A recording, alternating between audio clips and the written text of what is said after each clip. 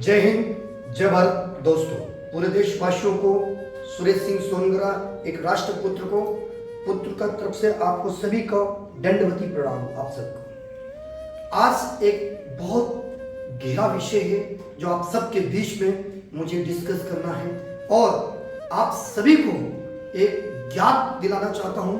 थोड़ी सी नजर आपको उस न्यूज की तरफ ले जाना चाहता हूं जो भारत देश में एक ऐसी विपदा आ चुकी है, एक ऐसा संकट की घड़ी है जो बहुत सारे नेताओं को पता नहीं, बहुत सारे हीरो, किसी भी चीज की हम बोल दें, चाहे कामयाब व्यक्ति बिजनेसमैन हो या फिर इस दुनिया की बड़े बड़े स्टार हो, मैं उन सभी से और भारत के सभी नागरिकों से, मैं भारत के उस जवान से, मैं उस भारत के उस बुजुर्ग व्यक्ति तक, उस भारत के युवा को, उस भारत के नागरिक तक इस आवाज को पहुंचाना चाहता हूं। मैं एक मैसेज देना चाहता हूं सबको।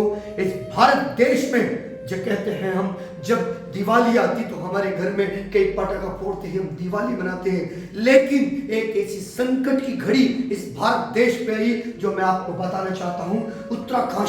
उत्तराकाशी में कई किलोमीटर तक का पहाड़, कई किलोमीटर का पहाड़ को जो चढ़ते गाड़ियां जाके पेट्रोल डीजल ज्यादा लगता था, उसको आसान करने के लिए, हमें सुविधा देने के लिए, हम सबको सुविधा देने के लिए जो रात दिन काम करता है वो एक गरीब मजदूर होता है मेरे भाइयों, वो एक गरीब मजदूर होता है। और ये मजदूर की बात वही समझ सकता है जो मजदूरी करके वहां तक पहुंचा है। आज मैं आपको एक बात याद दिलाना चाहता हूं, एक बात पे थोड़ी सी नजर उस तरफ ले जाना चाहता हूं।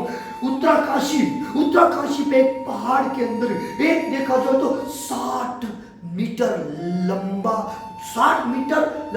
मलबा फंसा हुआ है, जहां पर एक तरफ 60 मीटर लंबा मलबा और दूसरी तरफ हम देखा जाए 441 किलोमीटर चट्टान की तरह पहाड़ एक अपनी बांध के रखा है। और हमारे भारत देश के वो मजदूर, वो व्यक्ति, वो गरीब जो 41 मजदूर वहां पे काम करते करते उस मलबा में फंस गए।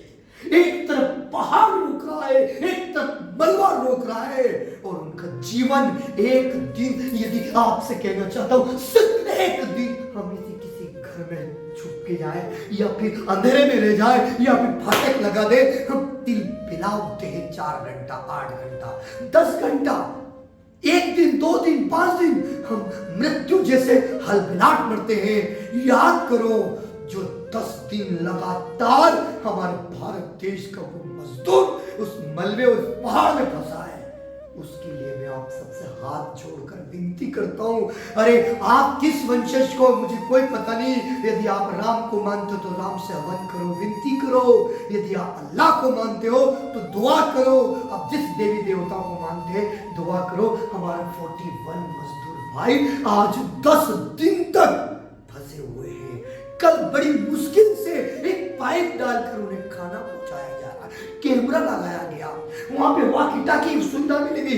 मेरे देखकर मुझे बड़ी खुशी हुई और आपको झलकता हुआ वो प्यार, वो मेरी तरफ मैं विनती करता हूं ईश्वर है परमात्मा से कि है ईश्वर है परमात्मा।